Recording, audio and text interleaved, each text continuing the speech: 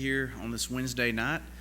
So glad that you've taken the time out of your day to come together to study God's Word together. We look forward to that time that we have with our classes for our young folks, and also here in the auditorium as we continue studying the book of James together. Just a few announcements before we begin this evening. Do want to make mention of this Saturday. We do have a work day that's planned starting, and it's 8 o'clock, right? I'm making sure I wrote it down right.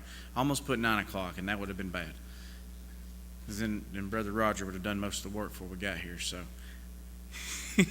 but on 8 o'clock on Saturday, we're going to have a work day here at the building. Come all. If you want to come and help, we want you here to help. We find something for you to do.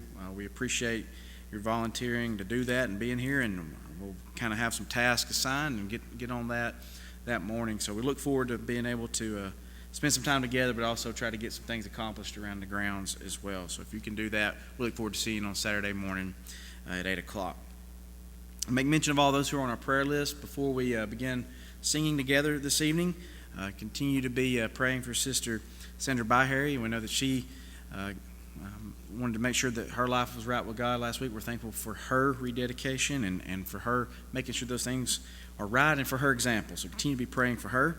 Continue to be praying for Wilder and Hudson Rayner, grandbabies of the Rayners and the Blantons, who were born premature. Continue to be praying for them and their families as well. Sister Tammy Wires, continue to be praying for her as she's been recovering from her illness. Also Alicia, who's been recovering from surgery. And we ask you to continue to pray for Ronnie Molinax. He's still at UAB, and his day-to-day, we're thankful for your prayers. Continue to be praying for him, as well as Lynn. And our family, we're so thankful for your prayers on behalf of Ronnie and Lynn and our family, and we ask you to continue to pray that he improves.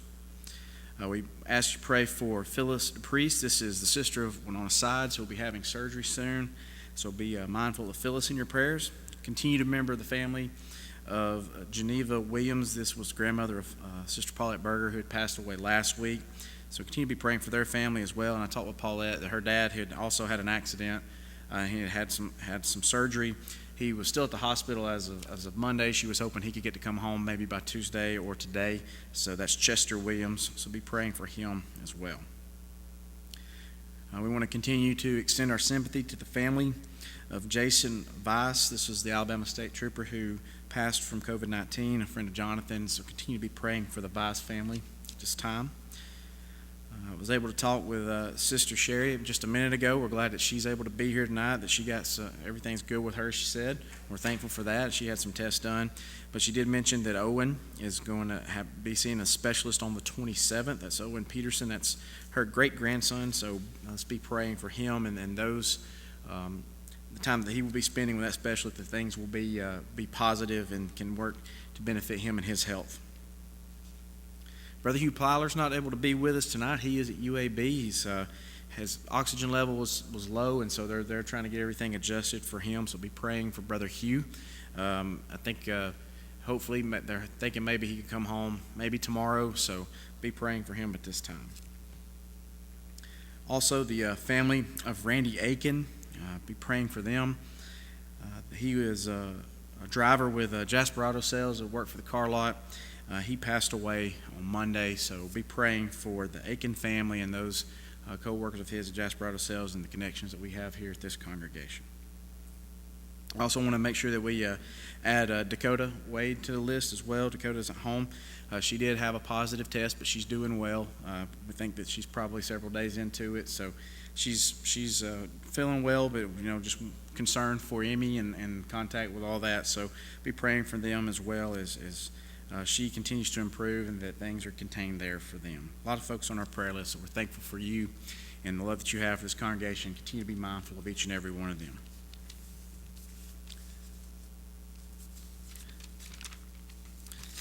This evening I'll be directing our song service. Brother Nelson Vance will have our Bible reading. Brother James Kitchens will word our opening prayer. And Brother Paul Graves will dismiss us at the appropriate time. Let's sing number 428 together. We'll sing the first and the fifth verses of His Yoke is Easy. I found my Lord and He is mine. He won me by His love. I'll serve Him all my years. years of time, and dwell with him above. His yoke is easy, his burden is light. I found it so, I found it so. My sweetest delight, his blessings ever flow.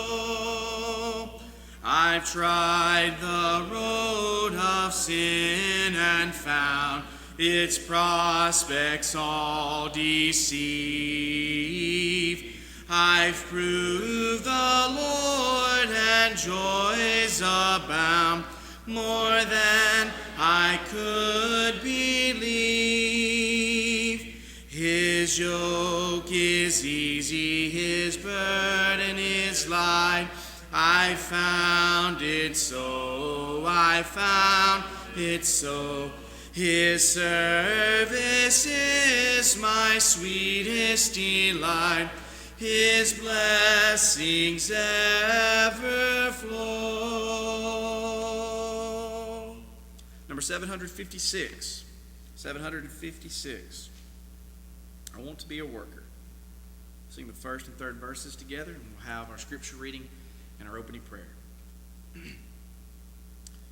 I want to be a worker for the Lord. I want to love and trust his holy word.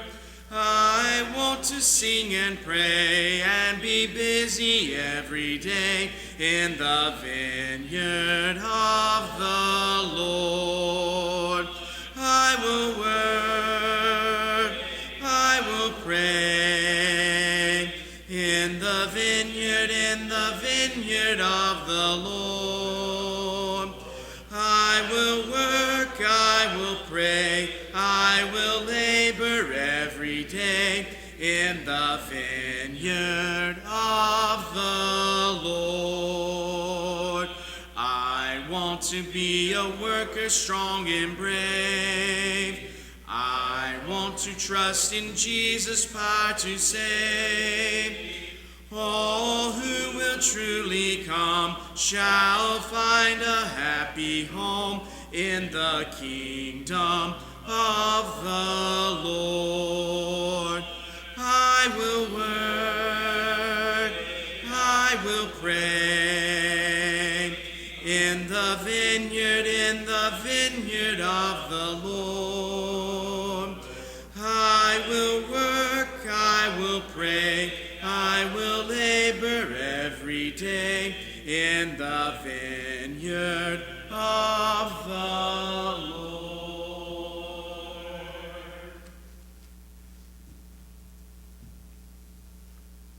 The Bible reading will be Psalms 39, verses 4 through 7. O Lord, make me know my end, and what is the measure of my days. Let me know how fleeting I am.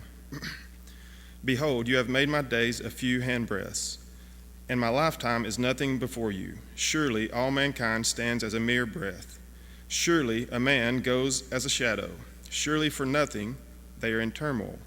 Man heaps up wealth and does not know who will gather. And now, O Lord, for what do I wait? My hope is in you.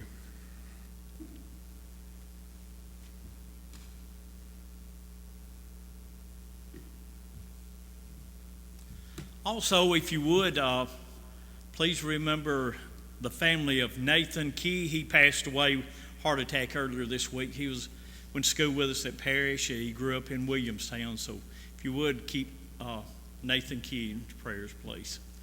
Would you bow with me while we pray?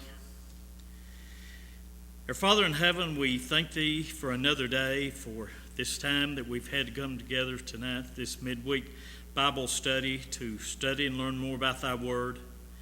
We pray, Holy Father, that we will take what we learned here tonight and apply it to our everyday lives and go out and live it and teach it to others round about us. Father, we ask Thee to be with those that have been mentioned as being sick. We pray, Holy Father, especially for Dakota. Pray for Ronnie Molnax and all those that have been mentioned, Father, and all those that have been in the floods here in recent weeks and all.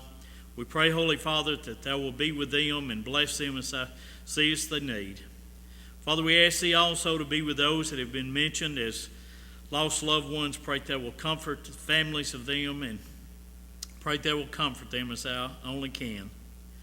Father, we ask Thee to go with us to our classes tonight. Be with the teachers. Help them to teach those things that are most needful to those of us that are there to learn. We pray, Holy Father, that we will take what we learned here tonight and help us to become stronger Christians day by day. Father, we ask Thee to be with those that are teaching, preaching the world over. Pray Thou will be with them and help them to spread the gospel to a lost and dying world. We ask Thee, Father, to go with us through our classes tonight. Help us to learn much and continue to be with us on through this night and on through future life. And then save us is our prayer in Christ's name. Amen.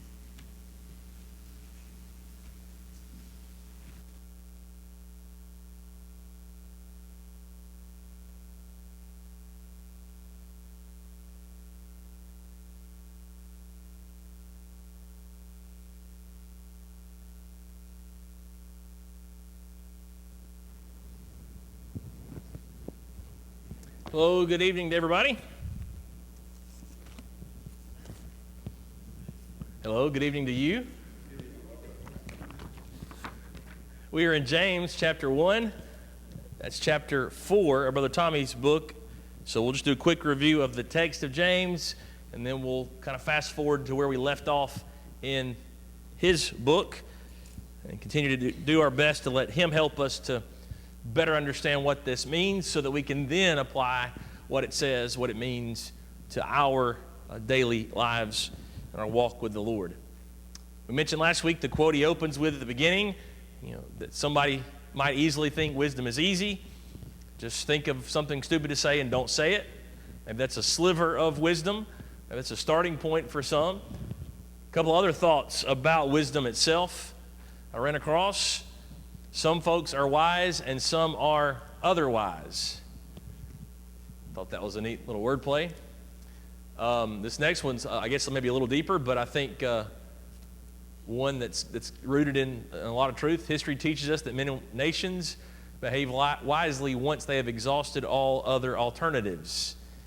That's what the Bible, that's what the Lord wants us to avoid. We're not supposed to live life learning the hard way in every direction and then find wisdom. James is telling us when we realize we lack wisdom, we go to the source of wisdom.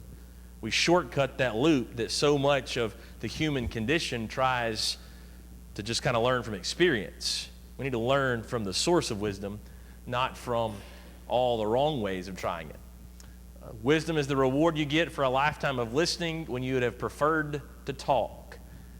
You see that one kind of highlighted in James, he's going to get to later. Be swift to hear, but slow to speak, slow to anger. It's better to listen to God. It's better to seek God for wisdom than to just talk your way into wisdom or talk your way out of difficult times. And then, of course, the first part of this is pretty familiar, I think. The fool doth think he is wise. Right? We're often deceived. The foolish person doesn't know he's foolish, but the wise man knows himself to be a fool.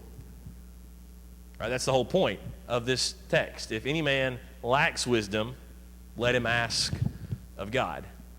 When we understand we don't know it all, that's when we are driven in prayer and in study to the one who does indeed give us wisdom. We've connected kind of this imagery of a maze that we're walking through. We know the end. We know we want to make it at the end of this life with endurance and steadfastness, but we want to do it while having to make decisions. We have to turn right. We have to turn left. We have to go straight. We have to slow down. Well, how are we going to know which decisions to make? We don't always know what they are inherently, so we need to go to the one who's designed this world, who's designed this life, and who gives that wisdom to us so that we can navigate this life with wisdom in every decision. All right, let's read over the whole text. Okay, let's start in verse 5. If any of you lacks wisdom, let him ask God, who gives generously to all without reproach, and it will be given him. But let him ask in faith with no doubting, for the one who doubts is like a wave of the sea that is driven and tossed by the wind. For that person must not suppose that he will receive anything from the Lord. He is a double-minded man, unstable in all his ways. Let the lowly brother boast in his exaltation, and the rich in his humiliation, because, like a flower of the grass, he will pass away. For the sun rises with its scorching heat and withers the grass. Its flower falls, its beauty perishes. So also will the rich man fade away in the midst of his pursuits. Quick summary of the text itself. 4 commands. Ask God. Ask in faith. Boast in exaltation. Boast in humiliation. Those are the core commands that you find in this text. James has over 60 commands in the whole book. Those are the 4 in these verses 5 through 11. Now, it demands awareness. It demands understanding for us to be able to apply these, because we need to know that we lack wisdom. We need to be able to know and assess, how are we asking God? Are we asking him in full assurance and faith? And number 3, when you get to verses 9 and 10, we need to know, am I lowly? Am I rich? Without awareness, then it's difficult, not impossible for us to apply these commands. All right, so quick summary of where he's kind of led us in breaking down the text thus far in this chapter. It's chapter 4 of his book. He asks who does not need wisdom to navigate today's complexities. We all understand when we go through the trials he mentions in verses 2 through 4, we clearly need wisdom to navigate those. And so one of the ways he defines wisdom is he says it's the ability to see reality for what it really is and not what it appears. Now connect that definition back to what he says in verses 2 through 4 about trials. Being able to label them or see them as joy. So we see the pain, we feel the pain in the moment. It appears to be something that's difficult and all hope is lost, and yet we can have the perspective that says this is still a moment of joy, because that's the way God has designed this world, and it's those difficult moments that help to build steadfastness within us. That's applying and maintaining a life of wisdom exemplified. And it's knowing how to live in this world in order to obtain the highest result rather than the one that's most immediately gratifying. It's not just trying to feel better in the moment, it's trying to actually achieve and receive God's greatest blessings in the highest result. God gives generously. He is the source of wisdom, and he wants to give. He invites us to give, to keep coming back to him. I should have deleted that slide that we just showed. But God doesn't limit our access to us, but he invites us to keep coming back to him. He's the source, and he says, I want you to come ask me. Any earthly father is going to give to their children. Well, if you're a fleshly earthly father, you should know that as the spiritual father, I'm going to give even greater abundance. So, this is where it ties into that second command. It's kind of the condition, right? Either we ask God because we know he gives. We know he gives and gives generously. Or we ask hesitantly. We're not really sure if he gives generously or not, in which case he doesn't. Right? That's what he's getting at when he says ask, but ask with no doubting. Do we ask knowing he gives generously? There's that Henry Ford quote, whether you think you can or you can't, you're right. A little bit of a play on that is what James is saying. Either you understand and know that God is the source of wisdom and he longs to give and give abundantly, in which case when you ask, he does give. Or if you aren't really sold that God gives wisdom, then he doesn't give. And you shouldn't expect anything if you doubt God's goodness. Now, as we've said, there's this little bit of a qualification to that condition. We can't run with that and then say, well, this high standard means that we shouldn't even bother to pray. He's not talking about humility there. He's talking about so much of a self-arrogance, essentially, that says, I'm not really sold if God is the source of wisdom. I'm not really sold if God's way is the best way. That's what he's getting at, to try to have our foot in both realms, this world and God's perspective. That's the type of doubting that does not lead to an answer, okay? All doubt is not the same. So just quick question, how is the steadfast man of verses 2 through 4 different from the doubting man of verse 8? Thoughts about that question? How's the steadfast man different from the doubting man?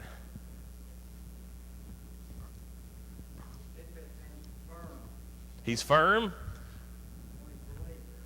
All right. Why is he able to be firm?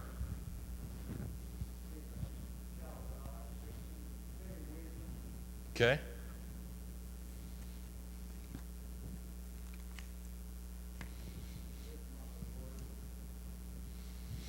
All right. Anybody else want to chime in on that question?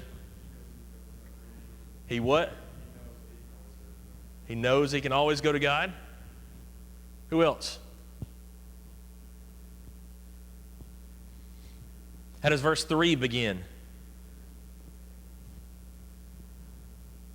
For you know. For you know that the testing of your faith produces steadfastness.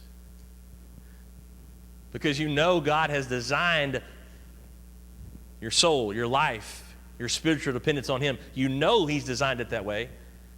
Then you're able to latch on to difficult times, latch on to Him during difficult times, see them as joy, and you know, even though it doesn't always feel like it, even though you wonder when it may happen, you know that it'll happen.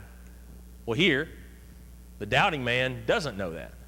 He's unsure if God will give wisdom. He's unsure if he can ride out the waves of difficulties. And so he's pictured as that wave that's just constantly moving back and forth.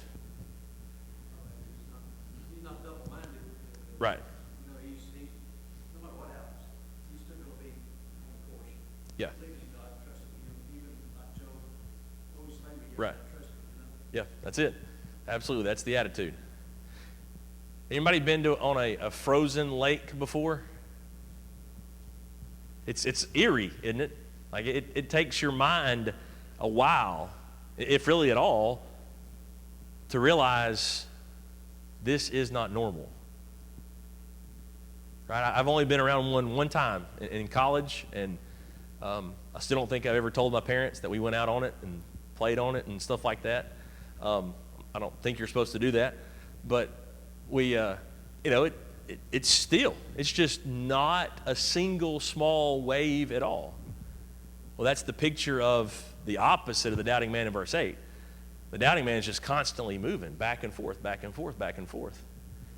Whereas the trusting man, the steadfast man, is one single-minded as opposed to double.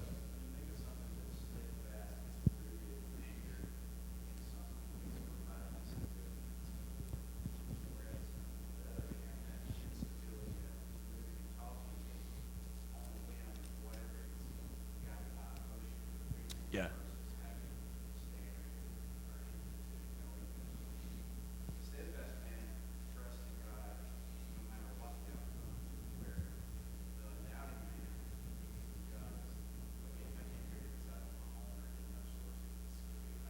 Right, backup plan, yeah. Yep, that's it. Yeah, God's not the backup plan. He's not the co-pilot, we've kind of heard through the decades maybe. Is He the source of wisdom or is He not? Do we fully believe that, or do we wonder sometimes? That's where it all comes down. All right, let's transition into verses 9 through 11 then, unless you have anything else to add on verses 5 through 8. The attitude that's so resolute, that knows to whom to go for wisdom and knows to ask boldly and continually and constantly, that's who He blesses. All right, so verse 9. Somebody read 9 through 11 for us, just to remind us of this part of the paragraph. James 1, 9 through 11.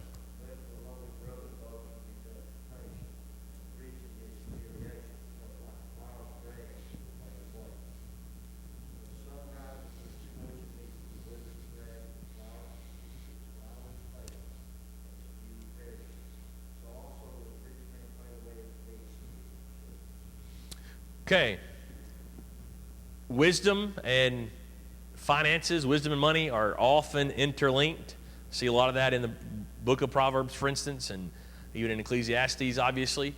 And now, in this paragraph, you see a connection to trials because he mentions the lowly brother And you also see an exercise of wisdom as it relates to how do we see the world. All right? So what happens when we begin to seek after wisdom, we keep going to God for that wisdom, we understand that there so often is a great reversal. That's the way Brother Tommy words it. There's a great reversal of the way we look at the world. That it changes everything about how we see what's going on around us. It's like putting on night vision goggles. It just flips everything. And the example he uses is the difference in lowliness and riches, those who are rich. All right? So we asked this question last week. So did anybody have a chance to think through this? What do you think in the text? Is he talking about two brethren? A lowly brother needs to do this, and the rich brother needs to do this? Or is he saying verse 9 is about the lowly brother, and verses 10 and 11 are about the rich non-believer, unbeliever? Any thoughts? Chapter 2 goes into the rich and poor in the city. Yep. Their brothers there. Right. Well, maybe, but if he's talking about guests too, who knows? You welcome. Chapter 5, also mentions the rich-poor dynamic in even greater kind of intense fashion. In the end, it probably doesn't really matter, but it's something that most commentators will kind of chime in on one way or the other. And Tommy picks a side. So just curious. It doesn't change what happens to the rich necessarily, I don't guess. The riches all end up perishing anyway, but Well, in Proverbs, somewhere it says that the rich man's wealth is his strong power. yeah, okay. In other words, he's depending on that. Yeah, He runs to it, the big sides of it. right.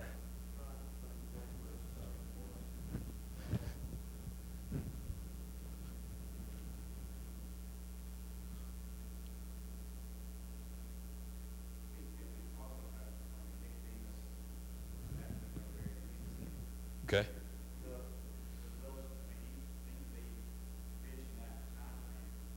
Okay.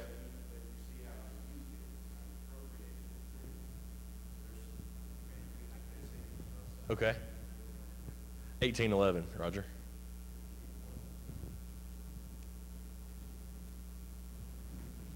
So yeah, it's clearly not a condemnation of riches by the believer. Yeah, that's not what he's saying. Right, yeah.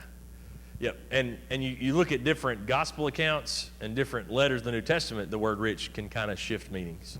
Yeah, Luke is The name of the Lord is a strong tower. The righteous run to it and are safe. The rich yeah. man's wealth is his strong shield.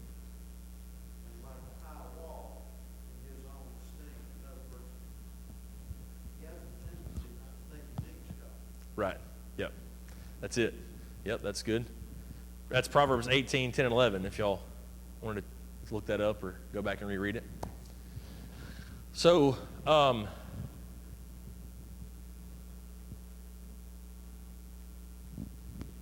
Tommy goes with the direction that it's an instruction for believers. Both are believers. Lowly brother, clearly, but also the rich is also a brother. That's probably less common slightly than to say that it's a non-believer, but I tend to kind of believe Brother Tommy's conclusion and argumentation along the way. I'm not really sure I've thought about it in depth prior to the past several weeks as to what the difference would be. I think the difference would be if we're going to say this is an instruction to the rich non-believer, then the word boast or the concept of boasting then basically says it's almost sarcastic maybe. Kind of Paul using that boasting in 2 Corinthians and in Galatians, that your future humiliation is all you have awaiting you. Okay? I've come to wonder if some of that interpretation is not based on chapter 5. We've read the whole book, we know the whole book, so then we pull our interpretation of where we know he's going back into chapter 1. But I tend to think he's still addressing the brethren to begin with. I lean toward Tommy's perspective. Go ahead. One thing that, we call the little guy brother, doesn't necessarily call each guy brother. Right. But it kind of reminds me of Psalm 37 where Paul, David talks about he saw branches of the palm trees. Okay. Yeah. Right. It's almost like, well, here's an example of Christians who simply do keep going through hard times, trials, look it up, right? People out there, they're wicked, and they just seem like Yeah. they've got everything made. And, don't have the trouble. Right. You know? Right, yeah. It's deceptive, yeah. Right, yeah. God's exalting you. He knows who you are. Right. Yeah, that's a possibility. That's a possibility, I think. Yep. What you mentioned about how it doesn't repeat the word brother, that's the kind of most referenced kind of evidence in the text as to why it might be a non-believer. But my question in response to that would be, neither does he repeat the verb boasting. Right? So if he can carry over the verb boasting, then I would assume he could carry over the brother part too. And in chapter 1, verse 2, he introduces the whole section, count it all joy, my brothers. I don't think it's a major point of contention, obviously, but you still have to decide what's the boasting. Why is he commanding the rich to boast in something if they don't know the Lord? Whereas I think the way Brother Tommy resolves this is that everyone has something to, quote, boast about, to lean on, to, quote, run to in the Lord, to use the language from what Brother Roger mentioned there from Proverbs 18. The poor, quote, poor, physically, financially, get to boast in a God who lifts them up because of their humility.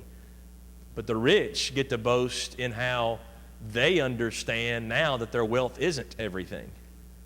They've been able to be humbled, quote, voluntarily by submitting to the Lord, and they have something to boast about. They have something to say, look at me, not because of my wealth, but because of my dependence upon God. And so I think that seems to make the whole passage flow and make a little more sense in terms of giving the rich something to do.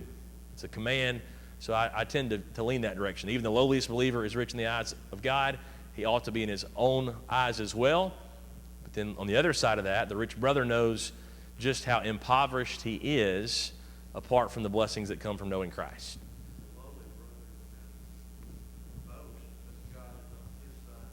Yeah. Right. Yep.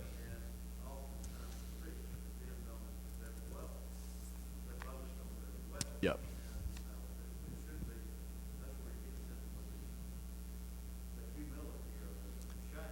Right. Yeah. Yeah. That's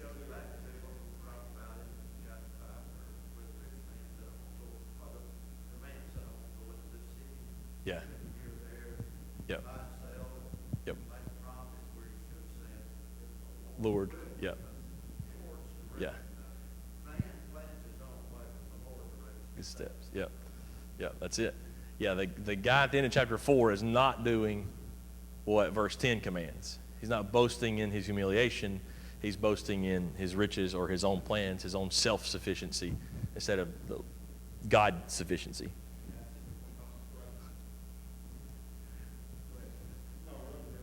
Go ahead.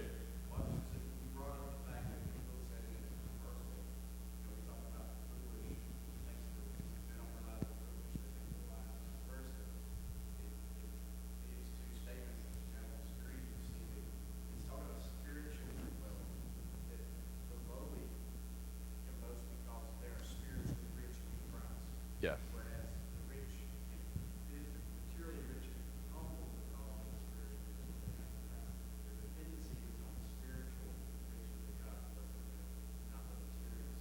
Yeah.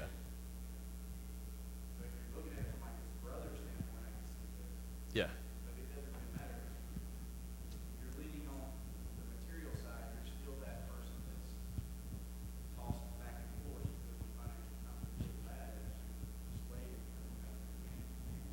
Yeah.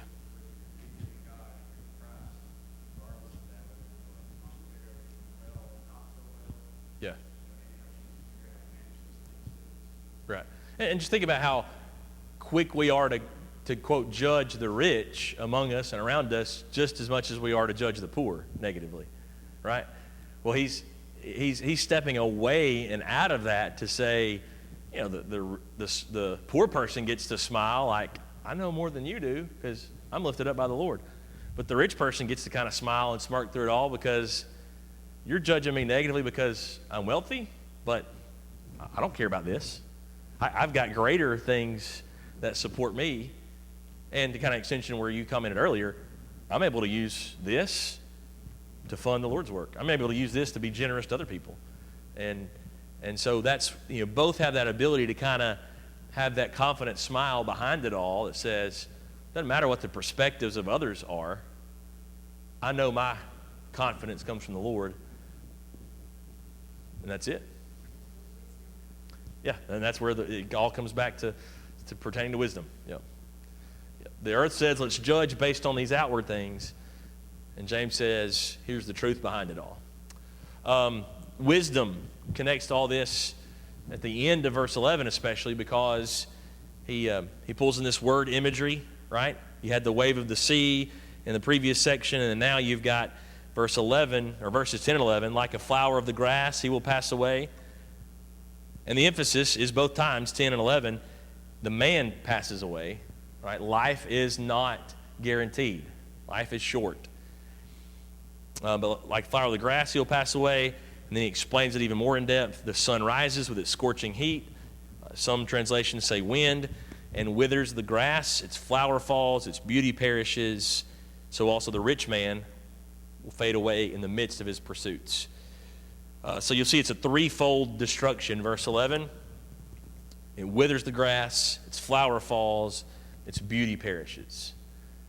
So the grass withers, it dries up, there's no source of life.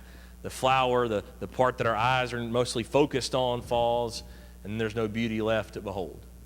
Well, if you have your boasting coming from riches, then you're going to perish with those riches. You're going to perish just as all those things will. And so to be able to see that every day is fleeting, every day matters, helps us to ground us in this perspective and remember what is most important. In the midst of his pursuits, the end of this screen here, before we look at a couple of these Old Testament passages quickly, life isn't over when we decide it's over or when we meet some certain threshold. Well, I know I can die when I've given away all my money or when I've saved up X amount. I put away X amount, right? We all are going to pass away, quote, in the midst of something. It's over when it's over.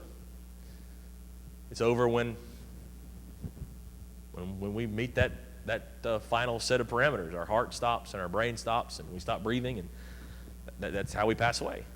And so that's what he's saying. It's not determined based on our pursuits, not determined based on our achievements or our successes. It's determined by life. It's determined by those parameters. And having that understanding fuels everything else. Yep. Yep. Yep. That's it. Yep. I know I've told this before, but I was over at the cardiac ICU waiting at Princeton years ago, and one of their kind of leading heart surgeons was in the waiting room, and he was talking to a family of a heart patient, and I think they were waiting on a transplant or something like that, or maybe soon eyeing a transplant, and he called the name of a prominent Alabama businessman. Like if I said the last name, you would know the last name. And he said, he's been on the transplant list for X number of years. I don't remember the number of years. He said, but the doctor said, just goes to show you, all that money cannot buy a heart. And all that money is what James is saying. All that money cannot buy you another day. It cannot cause you to not pass away in the midst of your pursuits. So it comes down to, what are you pursuing? What are you boasting in? It's your humiliation, your dependence upon the Lord. A couple quick things. Job chapter 7. Remember that my life is a breath. So breath is a key word, obviously one he'll revisit in that text Roger mentioned about your life being a vapor. Remember that my life is a breath. My eye will never again see good. Psalm 39 that Nelson read for us tonight, that's a fascinating one. If you want to kind of mark that and go back and reread that whole one, Psalm 39 is a great one. Notice, we kind of just maybe glance over that marker out in the margin, that Selah, S-E-A-L-A-H. Probably maybe some sort of a musical term. Maybe, if they're chanting this or if they're singing it perhaps. It's a time they would all breathe together. The best we know is it has something to do with breathing. Notice where the two Selahs come in Psalm 39. It comes right after David has the realization that life is but as a handbreadth. So just think about that for a minute. The text says life is but as a handbreadth, and then there's this instruction in the column that says pause. Appreciate life is that short, that brief. And then verse 7 is the turning point for that entire psalm. My hope is in you. My hope's not in life. My hope's not in the things of life. It's in you. Psalm 7. Oh, go ahead. Yeah. Yep, that's it. Yep. Psalm 78, verse 39. He remembered that they were but flesh, a wind that passes and comes not again. God, speaking about God there, that man is but flesh, just a wind that passes and does not come again. That's the nature of life. It's brief. And then, of course, Psalm 90, we won't read through that one, but that's maybe the most familiar of those four. But he builds this case, the Psalm of Moses, that life is fragile, life fades away. We understand just how fleeting we are in your sight when compared to you. All of our days pass away under your wrath. You bring our years to an end like a sigh, another breathing term. So then it's a couple of verses later, verse 12. So teach us to number our days so that we may gain a heart of wisdom. That's the same idea he's making in James 4, and you could really even argue in James 1 of verse 11. Wisdom comes when we understand how fleeting life is. Therefore, we must depend on God. So we'll go to him. We'll ask him for wisdom because we do depend fully on him. All right, what other questions, comments do you have? So we recognize in humility that we lack wisdom, so we go to him. We ask God for it. We ask confidently. Frequency also reflects boldness and faith, right? Well, I asked God for wisdom this morning one time, but I haven't heard back. Well, frequency kind of, right? The more we ask, the more we should expect to receive. And then we need to see this dynamic between lowly and rich. And, truthfully, we're probably going to find ourselves at times on both of those, 9 and 10, both wealthy, both lowly and rich at times. So we need to keep going to the Lord, knowing he'll exalt us. That's James 4, verse 10. But also understanding that as Americans, and in this time, in this place, a lot of ways we can say we're rich. Well, where does our strength come from? Where does our raising up come from? It doesn't come from those things. It comes from God himself. All right, we'll dive into the next paragraph of the text, beginning chapter 1, verse 12. Break down the text as much as we can, and then we'll dive into his thoughts after that. So we'll start in chapter 1, verse 12. I think he goes through verse 18. I'll be praying that you have a week of wisdom in the week ahead, a week of praying and seeking wisdom. Thank you so much for reading and for commenting tonight.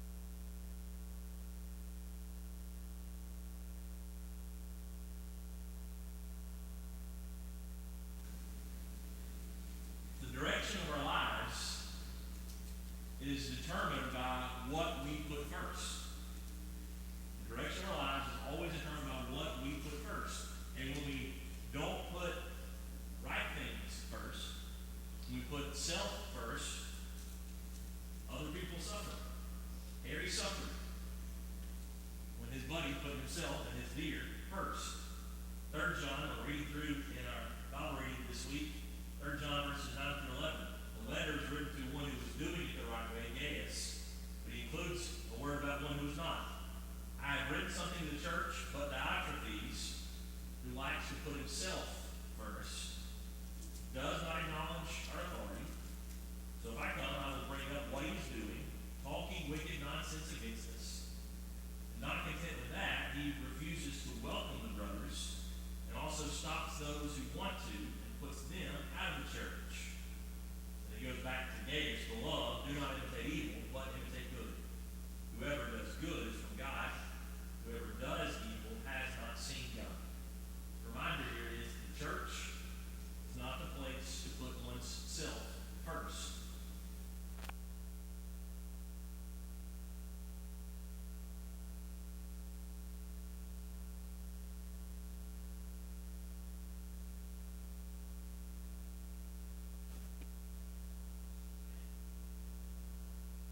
John says that's not enough. He then starts harming brethren who are passing through and needing hospitality. So they begin to suffer because he doesn't welcome them. And then those who are willing to welcome Christians who are faithful and teachers who are faithful, he keeps them. He tries to bully them from welcoming the faithful. And cuts them out. So his singular problem of putting himself first has now spread into the church and affected many, many more people because he didn't put the right things, the best things, first. So the church clearly should always place Christ first. And when the church then also looks out for the needs of others. We do not see the church as a means to exercise the control of others. That's exactly the trap Diotrephes fell prey to. And what's unfortunate, and also the reason this is helpful as a warning for us, is that this is just as possible in the 21st century church today as it was in the first century. We're not dealing with Gnosticism like they were then, but our issues can be tweaked and twisted just the same. We can think that somehow our role to control other people, just like Diotrephes did, and it all started by putting himself first. He's going to touch on this earlier in 1 John. One of the keys to helping us understand 2nd and 3rd John is to notice the connection to 1 John. Some of the principles he expands in 1 John, he then addresses in a practical way those two single chapter letters. So 1 John chapter 2, verse 29, for instance. If you know that he is righteous, Jesus, that God is righteous, you may be sure that everyone who practices righteousness has been born of him. Well, Diotrephes, by this stage, is no longer practicing righteousness, so he wasn't acting like one who has been born again. He's not acting like one who is walking in the light. He has neglected the one who had otherwise and previously saved him. 1 John chapter 3, verse 23, this is his commandment, that we believe in the name of his Son, Jesus Christ, and love one another. A combination, intertwining love and truth, just as he commanded us. Whoever keeps his commandments abides in God, and God in him. So good men like Gaius, God was living, quote, living in him, abiding in him, because he was showing the love that Jesus came to show. But when Diotrephes put himself first, that love was supposed to flow for others, dried up, and others suffered because of his misalignment of values. Tonight, what an opportunity it is for us to assess our own hearts and our own lives to ensure that Jesus Christ is first in all things in our life. So if that's not the case for you, it can be. You can change that. It's very unique. If you need to put him on baptism, please do that tonight. You need to come back to him. You've been caught up in sin in a public way. You know you need to repent. Let tonight be the night that changes. Please know that we're here for you. The Lord is here for you as well. Know that as we sing. Just as I am without one plea, but that thy blood was shed for me, and that thou didst enough to heal them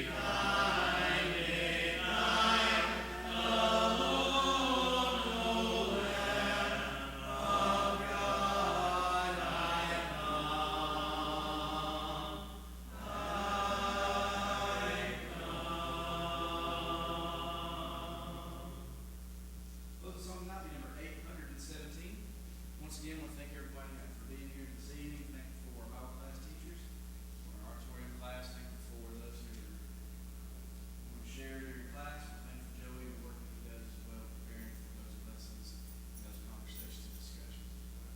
Remember, Saturday morning at 8 o'clock, we'll have a work day starting at that time. We look forward to seeing you here. Come and any way you can help out will be greatly appreciated. We look forward to that time we can spend together. And also, we look forward to seeing you on Sunday morning, 9 a.m. for our Bible classes. Do remember all those who are on our prayer list, as well as remember that the family of Nathan is key as well that James mentioned. Sing the first verse, number 817, and I'll close it. Just a few more days to be filled with praise and to tell the old story. Then when twilight falls and my Savior